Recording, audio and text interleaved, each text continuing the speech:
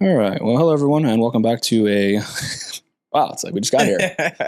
Another episode of Matrix Dialogues. It's your boy, your host Austin Boozer, and wow, people think this is like a whole different setting almost, but really, we just changed your shirt. Yeah, looking like a stud. Yeah, I appreciate Yeah, it. I love that shirt though. That's a pretty sick shirt. Thank you. Yeah, Coconuts. You are a coconut. We're back with again Mr. Blazen Hall.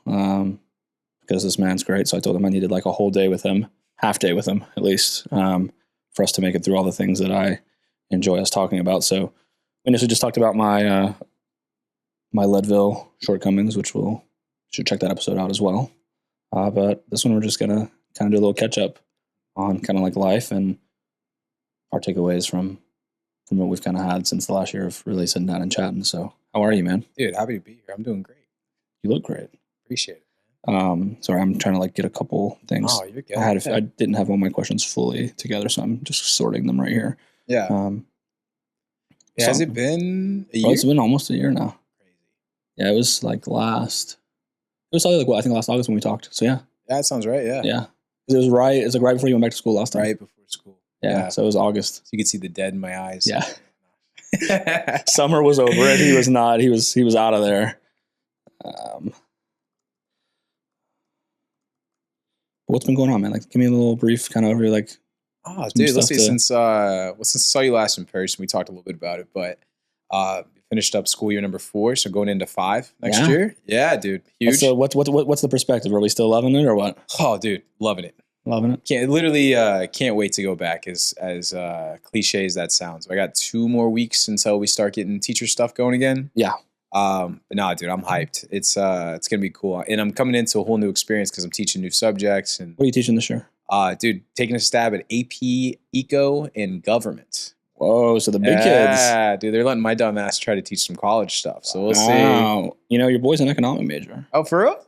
Oh shit, yeah. So, dude, I might ask you for some bell curves little, and stuff. Some little experiments to. Hey, I might send you some of the stuff. I create a lot of like vocab material for the kids. Yeah. I might send you some. See how you do. Yeah. I love it, man. I'm down for it. I'm happy to give back. Yeah. You know, or I could come if they wanted to learn about some. Oh, you don't even know who's an economist. Bro, come talk. Yeah, dude, that'd be sick. Give them some. It doesn't pay. That's why I don't do it. Yeah, you know, and it does. It's unfortunately economics is structured. I would say this is like an economics thing, but I've learned as being a business professional, and maybe you can testify it too on the teaching side and your business experience as well. But it's you know, it's not really the people who are the best at the thing that are doing the thing. Oh, always. Meaning like the people who are advising the president as the economist. It's not because they were the best economists in college and really built some good economic theory and then moved forward. It's like they were good enough to become an economist, and then they played politics. Yeah, with the right people. Yeah, that's it. Like they probably like an average to shit economist collectively. And against people who don't know economics, yeah, they look great. But like if you stack them up against 10 other economists, they're probably average as fuck. Definitely, yeah. You know, and so that was kind of the thing that was disheartening for me. Yeah, it's like, you know, imagine. I don't really want to like play this like political game. Like either you're like, you know, it should be like, to me, I think a lot of things in life should be like sports from a professional side. Like either you're good at the thing or you're just fucking not. You earn it or you don't. Like the principal should have been like the best teacher. Yeah. You know, and it's probably never like that, unfortunately. No, yeah, but I know what you mean. Yeah. So that's kind of what discouraged my people. Like, why don't you do more with economics? Like, I love the subject. Like, I mean, it's so baffling to me because it is so strategic and challenging, but like interesting. You know, it's just unfortunately usually taught like shit. So I hope you can. I know you. I don't want to say hope. I know you'll be able to do it in a good manner because we need more people who are interested in economics. Yeah, it's a fascinating subject, but it's just unfortunately taught by like some dude who used to work for the Federal Reserve who's like dead on the inside, who doesn't care anymore and doesn't speak English very well either. Unfortunately, is the usual. Yeah. And so he's just kind of like over it, and then they become teachers, and you're like, wow, we all took like, you know, economics and macro and micro and hated our life in college, right? Well, you know that old. I mean, the adage is, I don't take it offensive. I think some people do, but like if those that can't do teach, I get that. Yeah. Because that does happen to a certain degree, right? But yeah, I like to go in with the mindset of like, I'm going to give them the tools and kind of just like a basis on economics. And for those of them that are passionate about it, give them the skills so they can build on that. For sure. But the ones that just want to get a 3 on that AP test, give them those exact skills as well. You know what I mean? Yeah. Exactly. Oh yeah, man.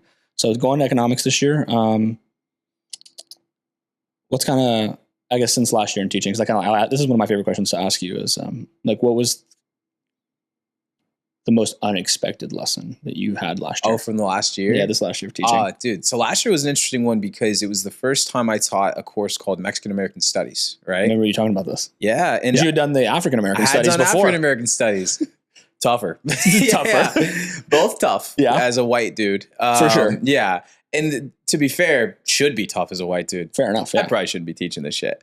But Mexican American Studies, so with African American Studies, it was so difficult because we're learning about the history of Black people in America. It's not a good history.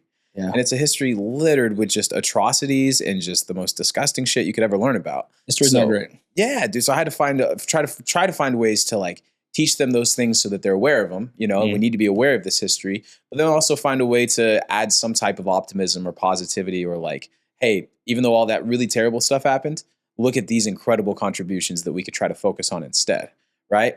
Mexican American Studies, this is going to sound so selfish. It was a little easier because most of the terrible stuff that the Mexican American person in America has dealt with throughout Mexican history, it was like the Spanish and shit. So I was able to be like, hey, my hands are clean. Hey, yeah, I'm good on this one. My hands are free. Y'all got here and we fucked it up a little bit more. Yeah, But talk, like conquistadors and things like that. I'm not Spanish. Yeah, exactly. I'm clean on this one.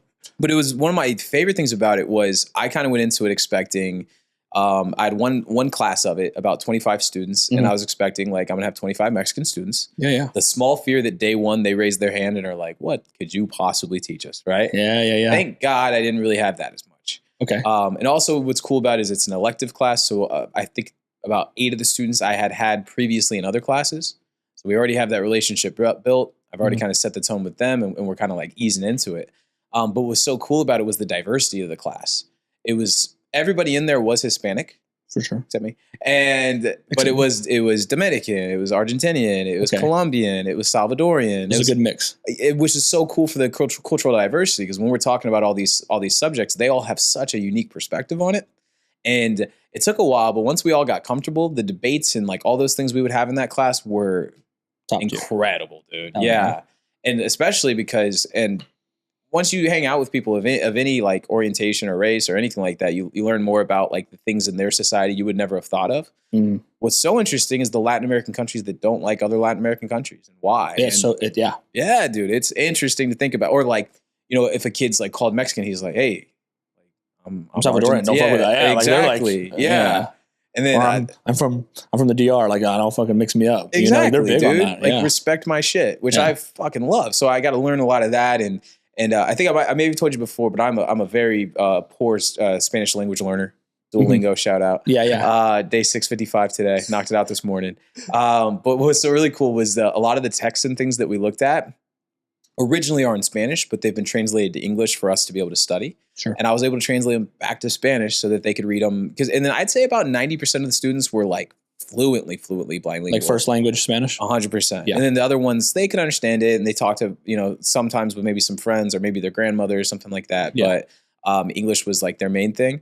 So dude, that class was just so eye-opening just to have all these different cultural perspectives all come together and be able to like navigate just a conversation. Yeah, it was dope. I really enjoyed it. And I get that again this year. So this year I got same that class again. That class again, but it's grown to 2 sections. So yeah, so dude. you're popping. One day I might be teaching 5 Mexican American studies classes. We'll see. That's gnarly. I love that for you, man. Or I'm sure they'll throw in another race that I shouldn't be teaching about. Yeah. You have to start. Next thing you know, Japanese history. Yeah. Japanese history is next year, and then we'll keep building. Yeah.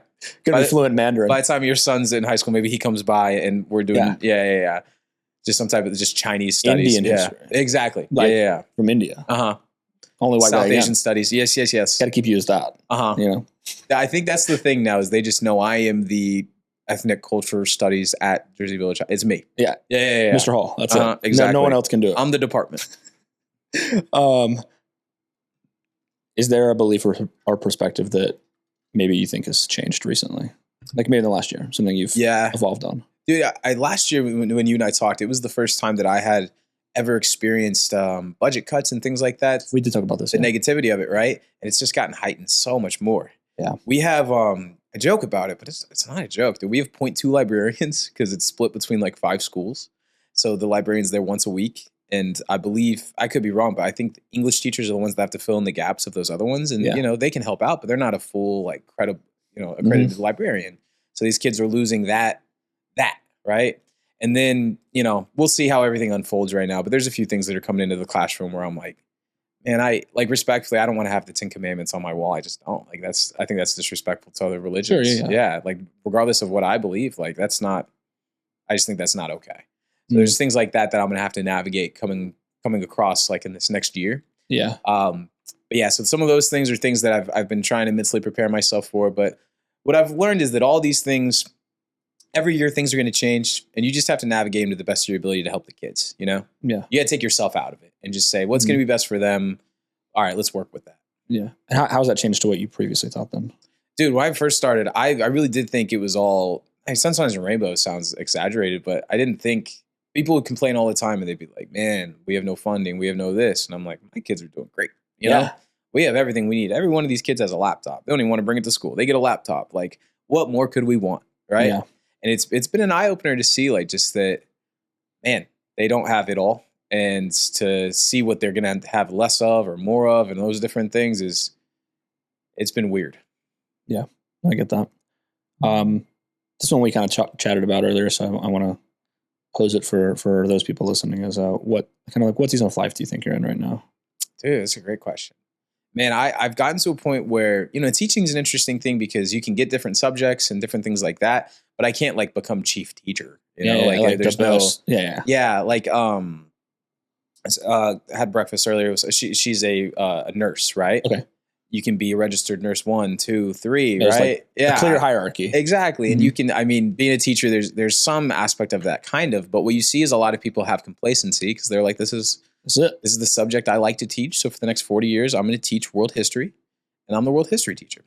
And I like that to a certain point. I like the comfort in that, but I always like to have something I'm reaching to. Mm-hmm. And as I've become a better teacher and learning relationship building has been something that all my life I've been okay with that. So I knew I'd be able to bring that in the teaching profession and do that successfully. But then finding the different ways to reach kids, like what kind of method do they learn best with, what kids can I push? What kids can I not push? What kid can I call out in class to have to answer a question? What kid can I not at all? You know what I mean? Yeah. All those things are so fun, but I kind of got to a point where I'm like, all right, I'm learning these things. I'm getting better with it, but what more is there? And that's why I'm really excited about the AP because it's the next step. It's the next level. It's these kids that now it's not just a few tests a year they're going to have to pass or whatever my other subjects are. There's one test at the end of the year that I have to prepare them for. Yeah, it's all the marbles, man. And then what's even cooler about that is that's kind of an intro to me because I have aspirations to be a professor someday. And a really cool thing with high school now is that you can become a dual credit professor and teacher at the same time. Yeah. So I'm planning to start a master's program sometime in the next semester or two to get that accreditation. Sure. So then I could still be that hybrid of a high school teacher and a professor at the same time. What are you going to teach on the college side? Dude, I love history so much that I really want it to be that, but the way U.S. history is taught is not interesting. It's pretty bunk. Dude, and it's shoved down their throat and it's so specific. And did I ever tell you last summer, this might have been after we spoke, but I had a kid that I did a summer program last year where I helped kids prepare for the U.S. History STAR test, which is like the one they have to pass to graduate. Sure. And this kid had been in America for 3 months from Sri Lanka.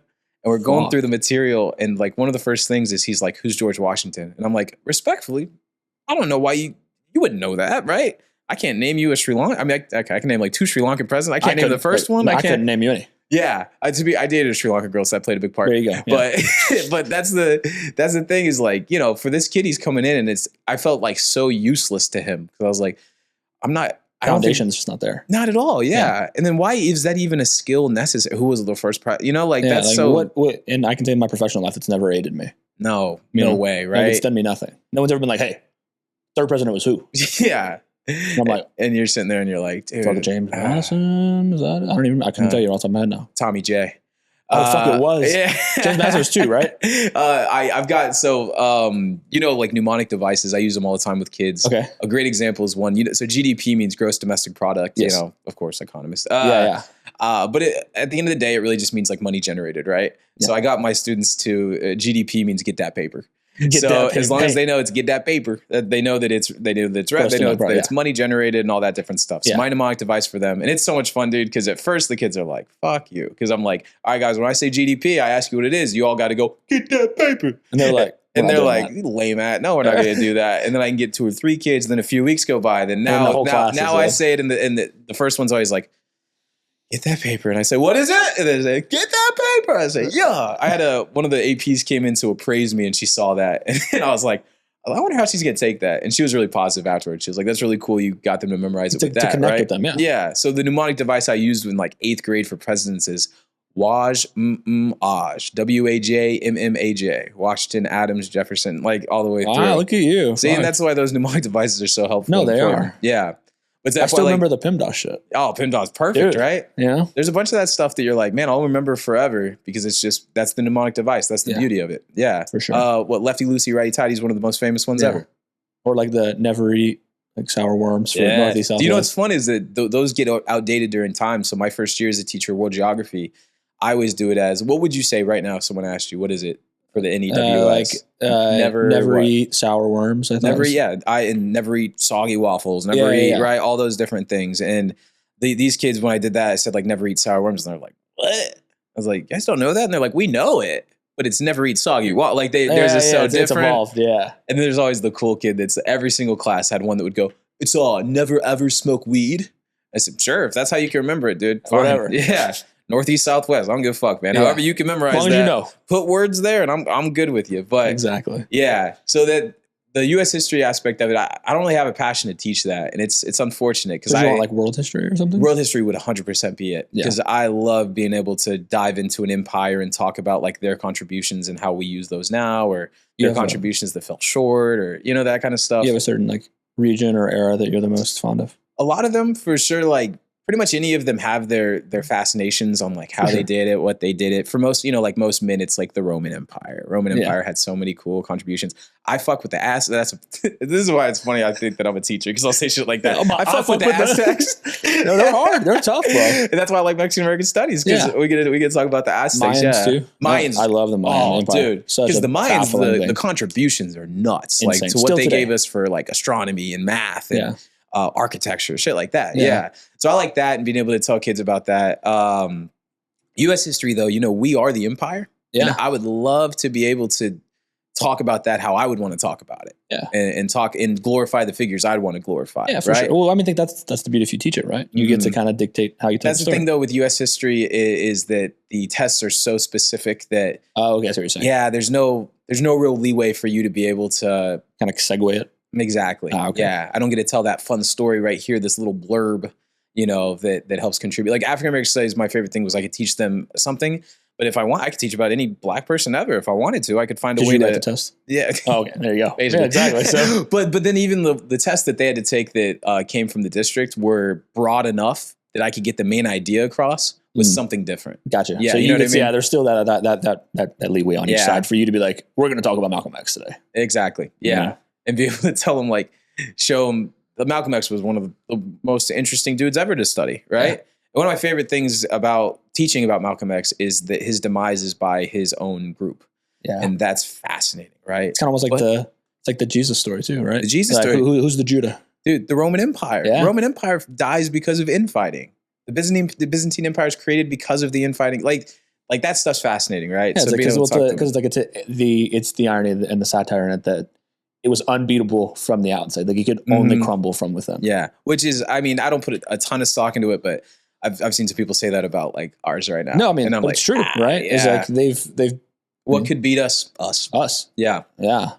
It's like the unbeatable thing is the thing itself. Yeah. It's like the only thing that could beat it. Exactly, dude. And so the history in general is something that I'm really passionate about. So I'd want to teach that. But the degree plan that I'm looking at it's like a broad continued education plan. So we're learning, I'll be learning about pedagogy, just like the concept of teaching. Okay. Yeah.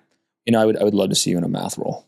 Oh, unbiasedly. Dude, I'd love to see you do some college algebra or something. I feel like because you would make it fun. I appreciate that. Too. And that's always, I've had a few professors who, even if they weren't the most credible or knowledgeable in that space, the ones who really just drive that effort to really try and that you can like, you can just see it. To me, like effort's always visible. Yeah. Right? And they've just made that effort. And so like, I don't know, you respect them so much more, and you find the subject so much more like desirable as a whole, you know? And so when someone's grinding for you, you want to grind. That's how I feel you just want to, yeah. So like you said, if you have a professor that's done so much to try to make math interesting to you, you kind of want to be like, man, he put in all this work. Let me do let me try. Yeah, exactly. Yeah. And so I think, like that's one that I'm like obviously a history buff by default as well, right? I just shot a Mayan joke when you shot an Aztec joke. So, like I'm clearly ready for it. But, I think like we need more people who can do math well. Yeah. And science well. And so I think like, I know you're a great teacher and do that shit better than anyone else. So I appreciate I think about you in that kind of role. I'm like, damn, imagine the amount of people you would help. To give you a little solace in that, I do. So one of my favorite things about being a teacher is there's definitely a curriculum I have to teach, right? But at the end of the day, these kids are trapped in a room with me for 52 minutes. So it's kind of your world. If I could finish my shit in 40, Yeah. Next thing you know, I've helped so many kids learn how to tip, like shit like that, right? And that's math, right? Yeah, no, it is. And like you'll blow an adult's mind when you show them how to move the decimal, bro. They're like, or like I remember the double the tax was a big one for a long time. Yeah. Which is still kind of a cheap ass tip. It really is. Yeah, like because we're 8.25% taxed here, so that's a 16% tip. It's nothing. Yeah. Yeah, but so like little things like that, like it hypes me up. But the curriculum of math, man, I could not. I just don't. You know what? I could probably talk myself into making it exciting in some way, but I'd have to work real hard. I think it'd be good. I think it would challenge you. Maybe one day in the future. Yeah, definitely. So I guess you kind of briefly touched on it, but is there anything particular that you're chasing or trying to reach for currently, or you kind of just? Dude, that's a great question. I think I'm trying to find a good combination of being a productive, effective teacher, but also being a productive member of the community of the school. For a long time when I first came into it, one of my biggest fears was to be one of those kind of try hard teachers that's like annoying and like at everything and stuff like that, I had the image of like if I go support one of my girls at her basketball game, like I just kind of like play my role and shut up and just be like, great job, right? And now I kind of know that like you build that relationship. Like you see me at a game now, if Caitlin hits a layup, dude, I'm going crazy, fucking hype, dude. Yeah. It's like a shot in the finals. Yeah, and that's where my professionalism gets a little like. Because then you get a little the line. Yeah, that's when you get a little like parenting and stuff. Dude, we played a team where I'm not going to name them, but Cypress Fairbanks School District. Everybody knows what team this is going to be. They're just all like pompous and like elitist and stuff like that. And one of their parents, it was a freshman A-team girls basketball game. Oh wow! So my girl's a hooper, A-team. Yeah, but she's shooting free throws and she missed one, and a dad on the other side yells, "She doesn't want it!"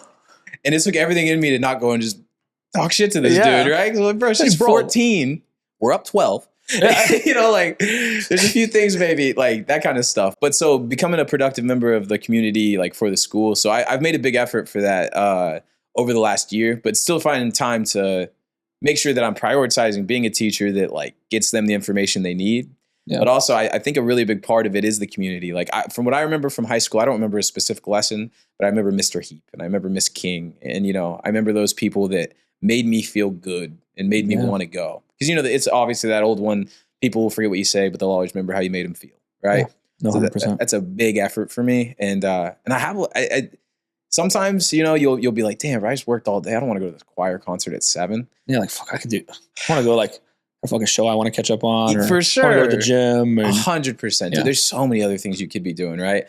And then you go and, she sings Billy Joel Vienna and you're like, oh, that was dope, know? And then I get to meet her dad and mom afterwards and say like, hey, she's not only did she do great here, she's doing great in third period, like that kind of thing. Yeah. So that's a big effort for me. But this upcoming year, because I'm teaching the AP, I've had to really, over these last few weeks, really change my mindset towards content and like different types of pedagogy. Like, how am I going to teach this information so that I'm setting these kids up for success?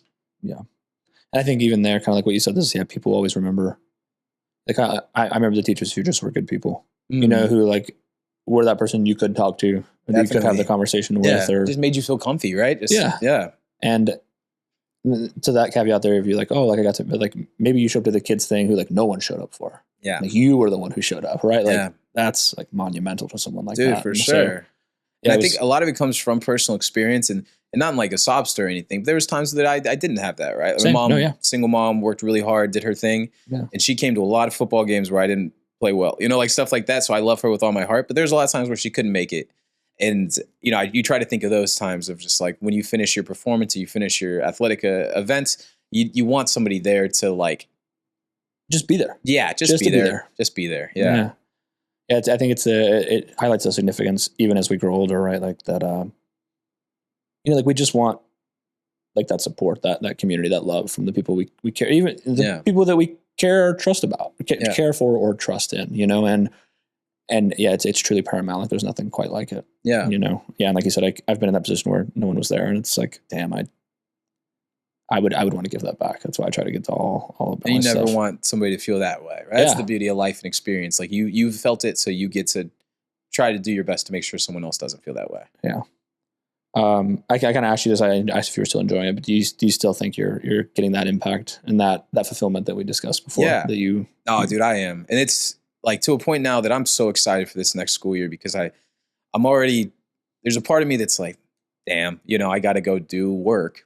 That's the thing about a teacher. Because you're on vacation right now. Is that for 8 months, like you grind, right? Yeah. And like you're in it and you're in the thick of it. And like emotionally for 8 hours a day, you're locked in. And one of my mentor teacher, Nate, the dude that's the head tennis coach and I'm his assistant, he put it in such a beautiful ways that like you're encountering all these people and you're just basically putting all these people in your life, right? And so all these people have different experiences. So if I meet 120 kids in 2 weeks, not all 120 are going to be sunshine and rainbows, right? Oh yeah, there's going to be some that are going to suck. There's going to be some, because like being a teacher, I've learned some of the most fucked up shit ever about a kid, and it's just damn, like I wish I didn't know that, you know? Yeah. And then I try to think of my privilege of like, man, I'm bitching about knowing it. She's dealing with living it. Yeah. I guess this one, man, still. I guess that's a good segue here. Is like, how do you protect your heart from burnout? Dude, in these that's scenarios? a great question. I've gotten way better with it. My first year, dude, I think I might have touched on it last time. I had a very specific self-care regimen. As soon as I was done, the sauna. I would go and I would work out like crazy.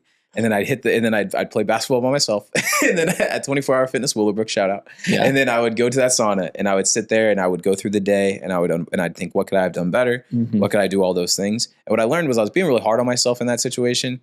But that made me like really live everything. So one thing that I try to do now is to take everything while it's there, but not take it with me. You know what I mean? Yeah. Like to be able to leave it at the door per se. Exactly. Because, you know, real life's hard. Like you don't need 8 people's life on you. Like that's just tough. 100. 100. Yeah. Exactly, dude. I get you. I guess we'll kind of segue off the teaching for a moment, but like what's your internal world look like lately? Calm, chaotic? Where you find yourself landing? That's a great question. I mean, I like to say calm. Yeah. And I think a lot of people would tell me I have a calming presence. Yeah, you do. But during the school day, dude, I'm bopping around, man. Because in my head, it's just like, if I'm energetic and I'm bouncy, like that shit's infectious. For sure. But it's like we talked about earlier, like the difference between being motivated and like disciplined, right? Mm-hmm. If my discipline is every day I'm doing that shit, right? What I find is that in a weird way, I can wear down kids. Like the first few weeks, I know in their head, and maybe it's just what I'm thinking, they're just like, leave me alone, man. I just want to do the littlest amount possible. Let me nap in the corner when I'm done. Leave me alone. And then after a few weeks, they're coming and talking to me because that consistency of like, if every single day they know I'm there and I'm there to tell them good morning and I'm there to tell them to have a great day when they're leaving, right? And that introduction helps it because once they get comfortable with me, that's when the kid's going to come tell me about some shit he's dealing with that maybe he needs some advice on. Or sometimes what I've had to learn is a kid does not want advice. He just wants to tell you how shitty it is right now. You know what I mean? Yeah. People just want to be heard. 100%. Yeah. So you'd say you're kind of falling in like but you're good overall, I guess is the thing. Oh, like for me, like for me personally, Like where do you feel like you're landing? Ah, that's a good question, dude. I mean, it's definitely a spectrum. Sure. Man, in the fall when school year's starting and stuff, it's chaotic. Yeah. Because you're meeting 100 plus kids. You're trying to memorize 100 plus kids. And one of the worst things in the world is like 4 or 5 weeks in when you think you had a name down. And you fuck it up. And you say the wrong one. Or they come and talk to you and in your head, you're like, uh-oh, I don't know your name. And then like just blank. Yeah. And that's when you're doing the And in my head, I'm like, Sarah, no, no, okay. Fuck. I see you feel that way, sweetheart. You know, like during the other words, dear. I call a lot of little dudes champ. You know, I'm trying to figure it out, brother. Yeah, exactly. Bro, I get it, man. So like that stuff, and that's where I think the chaotic energy comes. But after a month or so, you kind of like return to baseline. Yeah, you seep into the semester and you get comfortable. And that's how I like it. And that's how I try to tell the kids too, is like, I try to treat the school year, it's 2 semesters, right? You start off that first semester, you gotta build, right? But then you get to a spot where you're just going. You're chilling, man. You're doing your thing. And then the end of the semester is so wild because it's kind of a build again, because they have all this stuff they need to do with finals and make sure their grades are right and stuff. But if you've gotten yourself to that mode that you need to be in, you're doing it now. Yeah. Yeah. It's all just making sure that kids know that. And I think it's really important too, because I'm so big on work-life balance. Because like we talked about with my past business experience, I didn't have any of that. Yeah. So I love the idea of a kid not having to do shit for 4 weeks and then do some stuff, right? Yeah, get that reset time. Exactly, yeah. For sure. And then that's why I like those little baby breaks, dude. And I'll use those as an incentive for anything. We'll be 3 weeks away from spring break, and I'll be like, God, 3 weeks away from spring break, you know? What do you mean you try to do some work? 3 weeks. Yeah, I know, but you know what tomorrow we're going to be? 2 weeks, 4 days away. Yeah. And it's just going to keep going. It's going to keep going. And when they walk in on my daily agenda and they say 19 days till break, it seems like a big amount at first. And the next thing you know, bro, we're 4 days till break, you know? It's the end of the week. Yeah. Yeah, no, I mean, I think it's good. I think what I've grown to admire about you in how I see you do things in this manner is that it really is like the little things in our lives. I think it's been a skill that you've helped me reappreciate within myself that I don't do very well. Yeah. And just who you are makes me constantly reflect upon that. Appreciate that, and it's something I'm super grateful for. And I'm